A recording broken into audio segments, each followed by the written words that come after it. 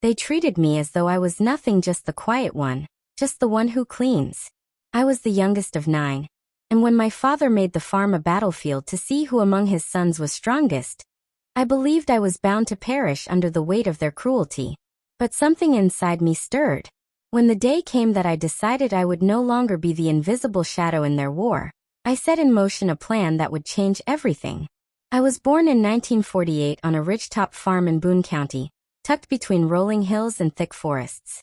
My father, Walter Whitlock, was a hard man, broad-shouldered, always smell of tobacco and sweat, never a kind word if it could be sharpened, never a smile unless it carried fear. He had come from modest stock, his father a coal miner, his mother a homemaker who made kindness her work. But Walter left kindness behind when he inherited the farm at age 20, inheriting the bitterness instead. My mother, June, was soft in voice but strong in patience. From Tennessee originally, she spoke with a lilt, always humming hymns or weaving little stories about gentler days. She raised 9 children, 8 sons and me, Harriet, the youngest, the only daughter. My older brothers were Eben, Leroy, Silas, Amos, Clay, Boone, Jasper, and finally little Dwayne, then me. They were loud-voiced, strong-bodied, taught to carry logs, fight the cold, survive the winter without complaint. I was raised with chores, yes, but always told my place was smaller. Help mother, tend garden, sweep porch, cook, clean, fetch. From earliest memory, I watched my brothers compete for father's approval. Amos could wrangle cattle. Clay could fix the fence. Leroy could plow fields before dawn and bring in hay before breakfast. Eben, the eldest, had a prideful air, thinking his birthright gave him leadership. The others snarled behind his back. Clay mocked his decisions. Leroy challenged him at every turn. But father watched them both from his porch, chest heaving with pride whenever they showed physical strength.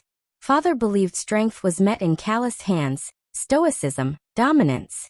Mother, bless her soul, tried to soften the edges, to keep us warm inside that prison of expectations. She taught me which herbs grew wild in the woods, which roots healed, which leaves soothed burns, which blossoms lifted sorrow. While the seasons turned, I learned more from her than from father's harsh tongue. But even that education was kept secret, small, hidden, because father said a Whitlock girl needed quietness, not knowledge. So I hid my herb book under floorboards, practiced in secret, watched the forest and plants as though they were siblings. When I turned 9, father announced the farm would not be parceled out at his death. No, instead, it would belong to whoever among his sons proved themselves strongest of will, of body, of endurance. He called it legacy. He said divided land is fractured power. He said I, being a daughter, was none of his concern and inheritance. And so the games began. Suddenly chores weren't enough. My brothers were measured. Who could slaughter pigs quickest, who could carry 10 bushels of corn uphill at dusk, who could stay awake on the porch when winds howled and wolves howled outside. Father's way of seeing who feared less. They tested each other, pushed each other into fights, made sport of each other's failures. And me? I was the tool, the gauge, the whisper in someone's ear about how another was weak. I cleaned, I tended wounds, I cooked for them after an injury. I overheard everything, absorbed everything. I shrunk so they could stand taller. By age 12, the farm was a marketplace of cruelty. Clay would throw chores at me no brother would do. Gathering water at night, cleaning barns in freezing rain, carrying feed through mud. He mocked me when I missed a step, when I slipped, when I froze. And Leroy riddled me with questions. Why can't you be tougher? Why aren't you hurt more so we see you bleed like us? Eben watched, often silent but judging heavy silence. Still, I believed if I never disturbed anything, never made a fuss, never was seen, perhaps I might be spared total destruction. That belief shattered the first time I looked father in the eyes and saw disappointment, not because I failed to cook the salted pork, but because I didn't push back, because I didn't show the kind of anger he admired. One winter, after a snowfall so deep it reached the knees of the men walking, father woke them all before dawn. He said, "Show me who will not give up. Who will push through this cold and never complain. I need strength in the blood on this ridge." My brothers rose, wrapped in leather coats, wool socks, frost-bettered hands, trudging through snow to fetch logs, break ice in the creek, care for the cattle. I searched out of the window, breath misting, wanting to help but knowing father would call me weak if I joined. So I stayed by mother, warming roots and herbs, tending the hearth. My brothers came in late, blue lips, quivering bodies. They glared at me. You warm yourself while we suffer. Clay spat. But I said nothing. Mother's hand squeezed mine. That night, Father spoke quietly in his room. I overheard his words as he pulled blankets over his chest. The quiet ones are weak. They do not survive this farm. And I understood I would need more than endurance. I would need cunning. Mother taught me patience. She taught me observation. She taught me to see what others did not.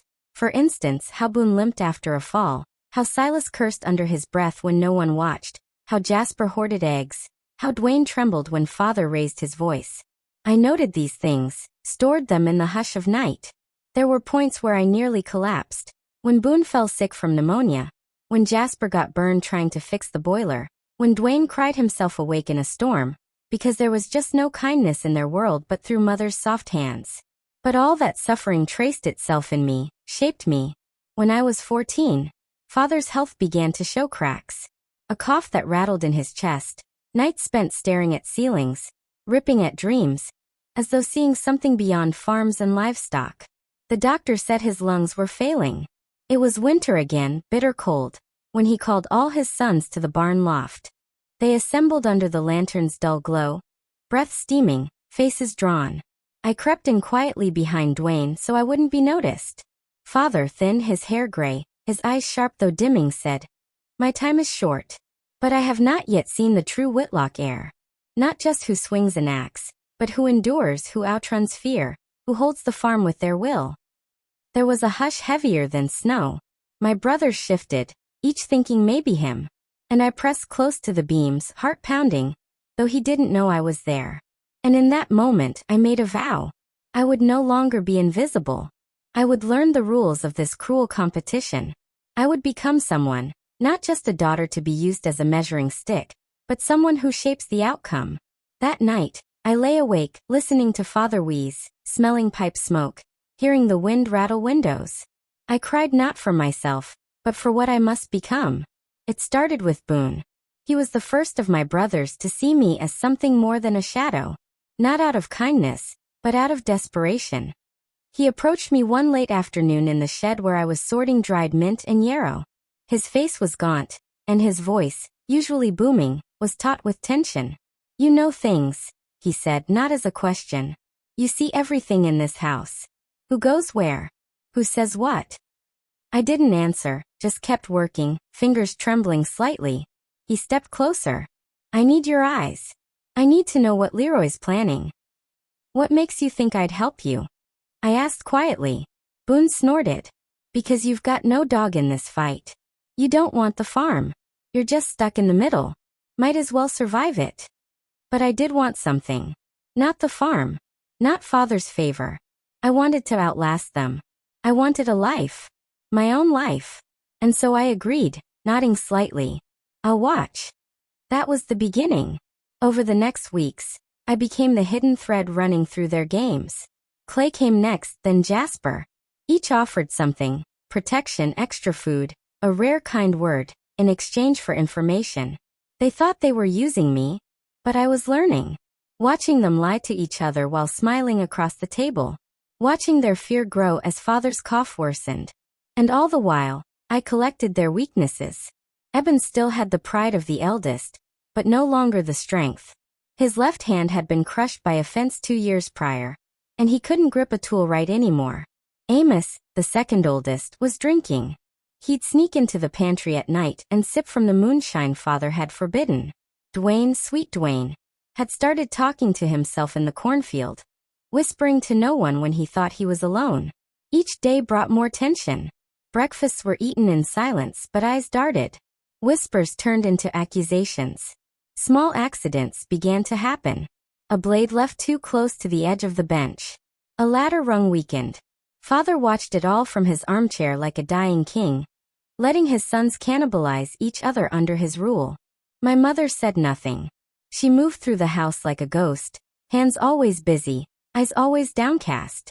But she noticed the bruises, the long silences, the broken tools.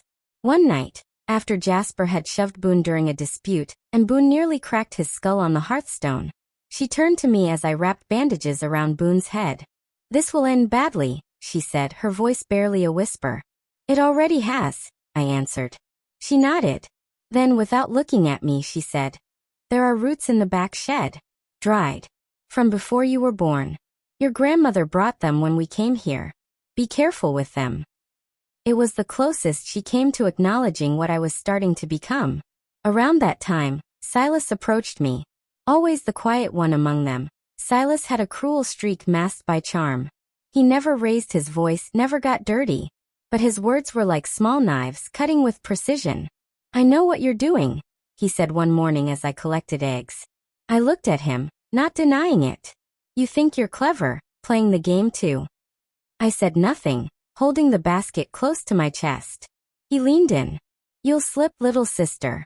And when you do, someone's going to bleed." I watched him walk away, heart pounding, knowing he was right. I was dancing a dangerous line. But I wasn't going to stop. Because the game had changed. And I wasn't just a pawn anymore. I was holding pieces too. That winter, Father's decline quickened. He rarely left his bed. The doctor came weekly now, shaking his head, saying the same thing. Could be days. Could be weeks. My brothers grew more desperate. Silas and Amos got into a shouting match over who would handle the cattle sale that season. Leroy accused Jasper of hiding tools. Eben started keeping a ledger, tracking everyone's contributions, as he called them. And I continued weaving. Eben's talking about cutting you out of the planting plan. I said just enough to stoke their paranoia, to keep them watching each other instead of me. Dwayne came to me one night crying. "I don't want to be part of this," he whispered. "They're tearing each other apart." "Then step back," I said gently. "I can't. Pa's watching. He'll say I'm weak." I didn't know what to say. I held his hand, small like mine, and we sat in silence. That week, Amos disappeared. It was Boone who found the note. Folded under Amos's pillow. It simply read, "I'm done. I'd rather be a nobody in the next county than a corpse on this land." No one said it, but we all knew someone had threatened him. And we all wondered who would be next. The fight for the farm was no longer about legacy. It was survival. They were hunting each other in daylight. And then it happened. Boone was repairing the roof of the feed shed. The ladder collapsed beneath him. Broke clean in two. His leg shattered on impact. He screamed until his voice went hoarse. I watched from the garden, frozen, while Silas stood just behind the barn, watching too, arms crossed, eyes blank. They said it was rotten wood. Said the ladder was old. But we all knew. Someone had weakened the supports. Deliberately. Boone was out of the running now. Amos was gone. Eben was too injured to work. Dwayne too scared to speak. Silas, Jasper, and Leroy remained, and all of them saw me as a resource, a spy, a threat. The next week, Silas gave me an order. "Watch Leroy," he said. "Tell me what he's planning." "What do I get?" I asked, surprising myself. He looked at me then, not with contempt, but calculation. "I'll make sure you're safe when this ends." I didn't believe him. But I nodded anyway. That night, I went to Leroy and said, "Silas wants me to spy on you." Leroy leaned back in his chair. "Of course he does. And you told me because I want to know who's going to win. And I want to make sure I'm on the right side." He laughed then. A sharp, bitter sound. "There's no right side, little sister. Just the side that's still breathing when it's over." It was the look in Leroy's eyes that stuck with me after that conversation. Not fear, not ambition, resignation. He knew he was in a game where winning meant losing yourself. But like the others, he couldn't step out. None of them could. And neither could I. The balance of power had shifted. Boone was bedridden. Amos had run. Eben was barely walking. And Dwayne was silent and withdrawn. Only Silas, Jasper, and Leroy remained standing in Father's imagined contest. But it wasn't a game anymore. It was a slow slaughter, dressed up in family chores and whispered threats. I kept moving through the house like smoke, unnoticed, curling between walls, touching everything without leaving a trace. I watched. I listened. I stored every word in my mind like a squirrel storing nuts before winter. Then one evening, while sweeping near the parlor, I overheard Jasper whispering to Father. His voice low, slippery. She's been snooping. Telling Silas one thing, Leroy another. You shouldn't trust her. For a second, I thought he meant my mother. Then he said my name. I froze. Father didn't speak. He just coughed. Wet, rattling, like something dying inside him. Jasper continued. She plays innocent, but she's in it too. If I were you, I'd shut her out before she costs us all. That night, I couldn't sleep. I lay in bed thinking about Jasper's words. About how close I was to being exposed. But more than that, I felt something shift. A heat.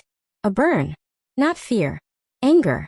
He was willing to sacrifice me to buy a step forward in Father's favor. So I made a decision. I would take Jasper off the board. But not like the others. This time, I would do it with precision. I waited 3 days. Long enough for him to believe I hadn't heard. Then, when Jasper returned from the forest carrying fresh-cut wood, I met him outside the smokehouse. I know you've been watching the accounts, I said, voice steady. He blinked. Suspicious. What of it? Leroy's been sneaking feed to the neighbors. Trading for moonshine. I saw it myself. His face lit up. Greedy. You're sure? Positive, I said. He didn't even question it. He marched straight to Father's room that night and told him everything I'd made up. Said he caught Leroy red-handed.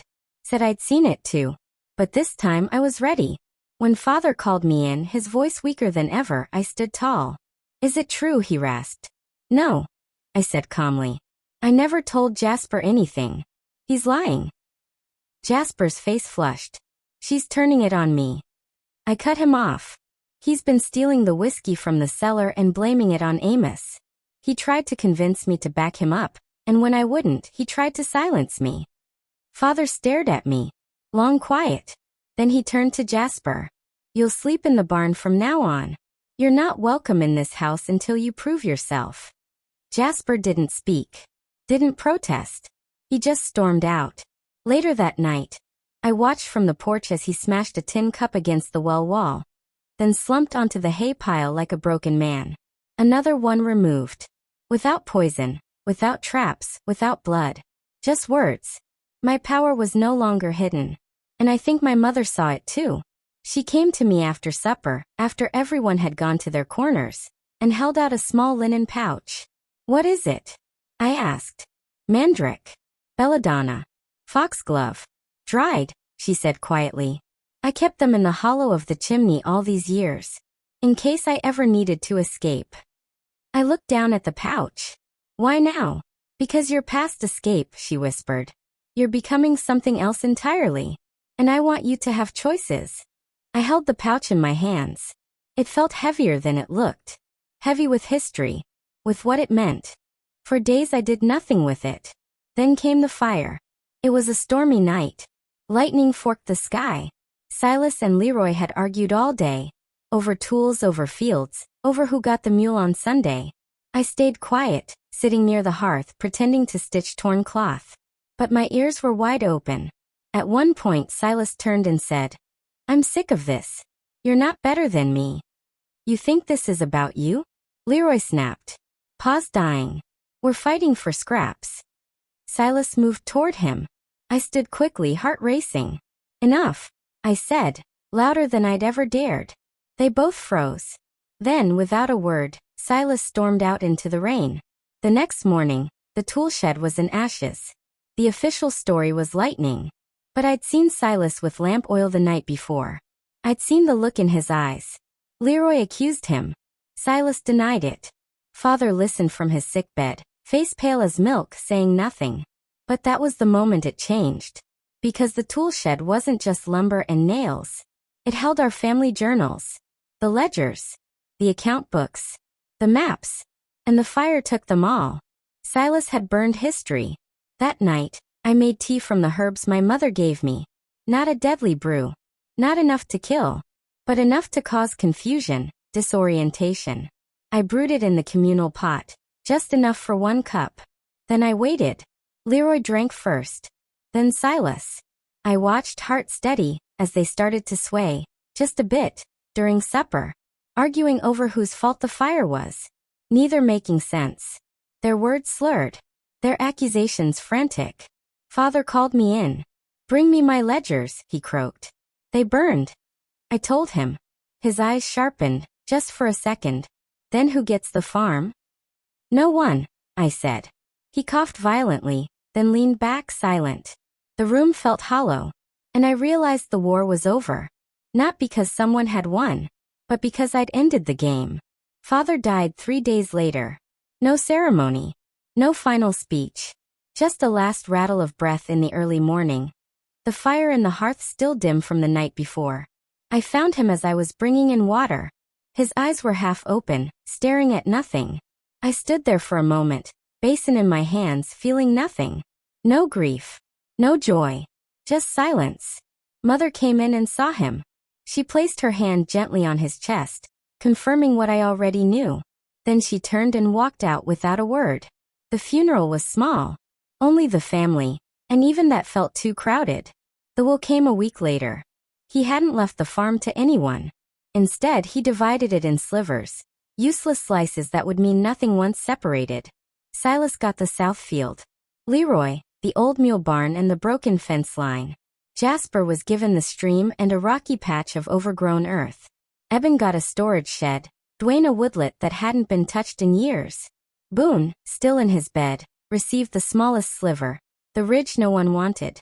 To me, he left nothing. Not even a mention. As if I had never existed. But I didn't need his land. Because I already had something he could never give me. I had my mind. I had my mother. And I had a plan. Within a year, the land was broken up, sold, bartered, squandered.